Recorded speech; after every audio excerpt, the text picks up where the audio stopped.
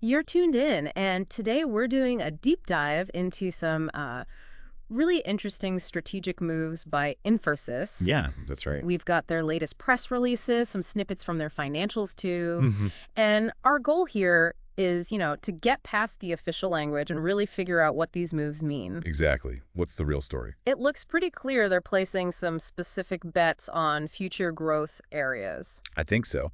We're looking at two key announcements, both from April 17th, actually. Oh, same day. Interesting. Yeah, and they really paint a picture of like a very focused expansion. First up, Infosys has a definitive agreement to acquire the missing link. Okay, that name Right. certainly grabs your attention. Who are they? They're an Australian firm, specialists in cybersecurity services, Ah, cybersecurity.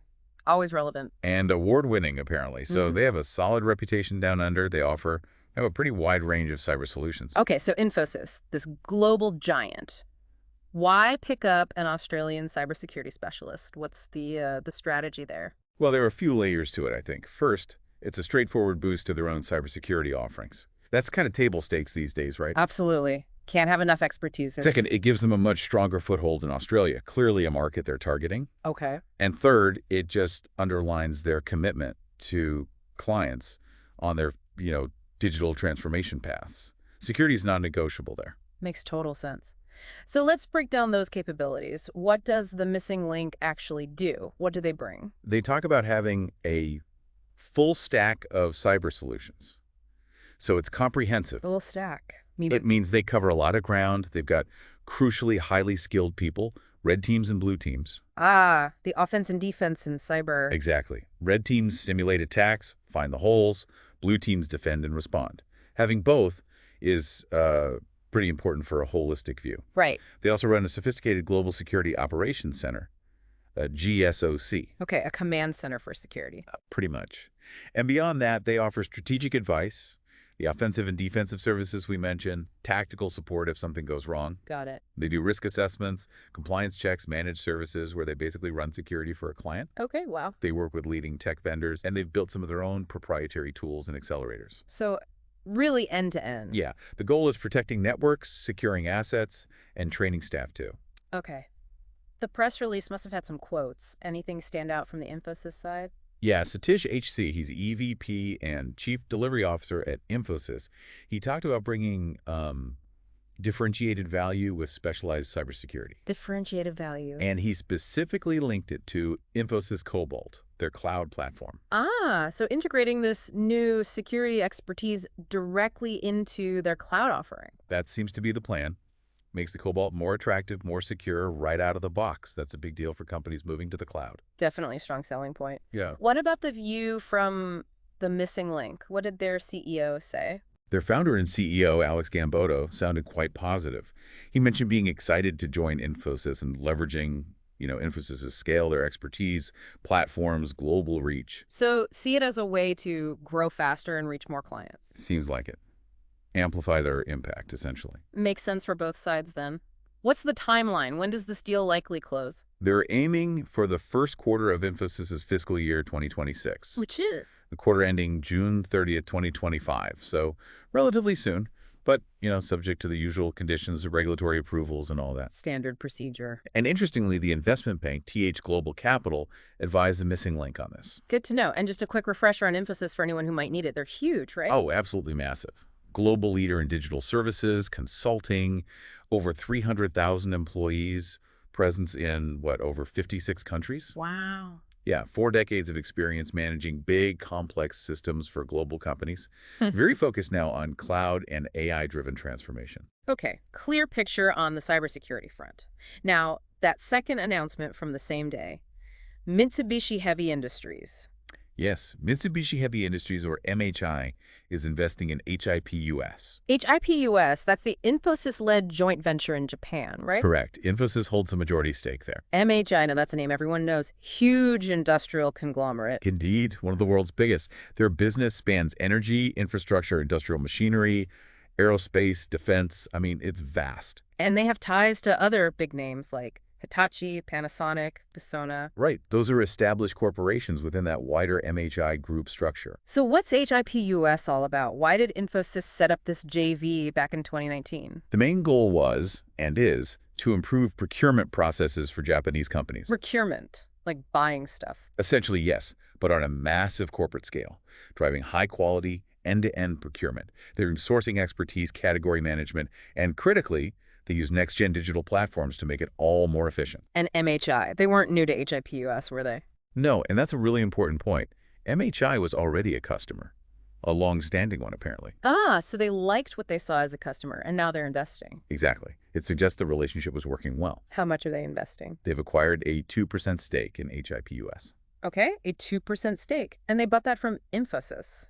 That's right. Infosys sold a small portion of their holding. Interesting. So why does MHI want to be an investor, not just a customer? What's their angle?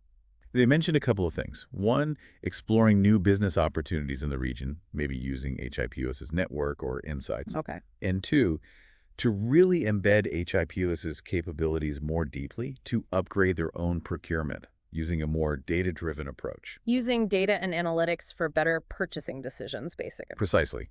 Think AI-powered analytics to find better suppliers, negotiate better deals, maybe even predict supply chain issues. That could mean real cost savings and efficiency gains for a giant like MHI. Makes a lot of sense. What did the leaders say about this from the Infosys side? Anantha Radhakrishnan, he heads up Infosys BPM and chairs the HIPS board.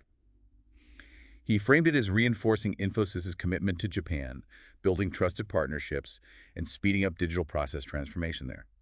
Sounded very positive about MHI coming on board as an investor. And MHI's perspective. Izo Miyake, who leads MHI's value chain headquarters, talked about expecting HIPUS's advanced analytics and support to significantly improve their procurement operations. So looking for tangible results. Yeah, better decision-making, creating more value, very operational focus. What about HIPS itself? Did their CEO comment? Yes, Kiyoshi Asami, the CEO of HIPS, he noted MHI was already an important client and said they were delighted MHI decided to invest. Looking forward to an impactful collaboration. Seems positive all around. Same closing timeline as the other deal. Yes. Also expected in that first quarter of fiscal 2026, ending June 30th, 2025. Subject to the usual conditions, of course. Okay. And HIPUS itself, just to clarify its background. All right, so HIPUS Ltd. It leverages procurement know-how from the Hitachi Group originally, focused on process transformation and providing total procurement solutions. Okay. Since Infosys took the majority stake in 2019, they've sort of broadened the scope, bringing in Infosys's global knowledge combined with that local Japanese expertise. So now they offer consulting, analytics, even Gen AI applications, and other digital tech specifically for procurement. Got it. Okay, so pulling back a bit, we have these two moves announced on the same day, expected to close around the same time. What's the bigger picture here, the common thread? Well, I think the common thread is clearly strategic expansion in high-growth, high-value areas. High growth, cybersecurity being one. Definitely. And digital transformation in key markets like Japan, focusing on core processes like procurement. It shows Infosys is targeting specific capabilities and regions. And the timing, that April 17th date for both announcements, that really does feel deliberate, doesn't it? It strongly suggests a coordinated strategic push, I'd say. And with both expected to close mid-year 2025, it points to a focused period of integration and expansion ahead for Infosys. Let's think about the implications, the missing link acquisition. Yeah. How does that position Infosys better in the sort of the current tech climate? Well, it tackles that huge growing need for really robust cybersecurity head-on. Cyber threats are just getting worse, more complex. True. So having deep, specialized in-house expertise, especially in things like offensive security where missing link seems innovative, that's a real differentiator. It's proactive, not just reactive. That's valuable. Okay. And the MHI investment in HIPUS, what does that tell us about Japan specifically? I think it signals that major industrial players there really see the value in digitizing core functions like procurement. It's not just a nice to have anymore. Exactly. For a company like MHI to go from customer to investor in a procurement transformation venture like HIPUS, it shows a strong belief that this digital approach is critical for efficiency and competitiveness in Japan. Interesting. And we mentioned financials earlier. How does Infosys's recent performance relate to these kinds of moves? Do they have the capacity for this? Yeah, it seems so.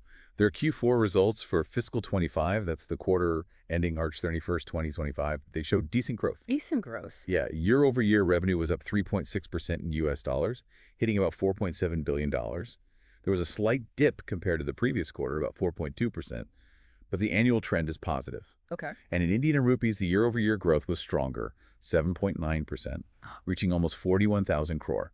Again, a small sequential dip of 2.0%. So overall, a reasonably healthy picture. Reasonably healthy, yeah. Yeah. It suggests they have the financial stability and, likely, the resources needed to fund these kinds of strategic acquisitions and investments. It's not expansion from a weak position. Right. So they're clearly making some calculated bets, strengthening key areas, and seem to have the financial muscle to do it. That's how it looks. Bolstering cybersecurity globally, deepening their digital transformation capabilities in a major market like Japan via HIPUS. It feels quite targeted. This has been a great deep dive, really breaking down these Infosys moves. It gives us and you, our listener, a much clearer view. Hopefully. So, thinking ahead, how do these specific steps position Infosys in the bigger global tech race? And maybe what other areas might a giant like Infosys target next? Something definitely worth pondering as they keep navigating this constantly changing digital world.